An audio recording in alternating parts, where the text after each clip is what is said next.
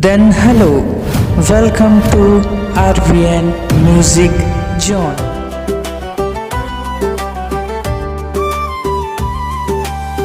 मोर छत्तीसगढ़ के मुठिया रोटी, दाई के हाथ के गजबे स्वाद, चटनी संग खाबो हंस हंस के, यही हवाए मोर माटी के याद।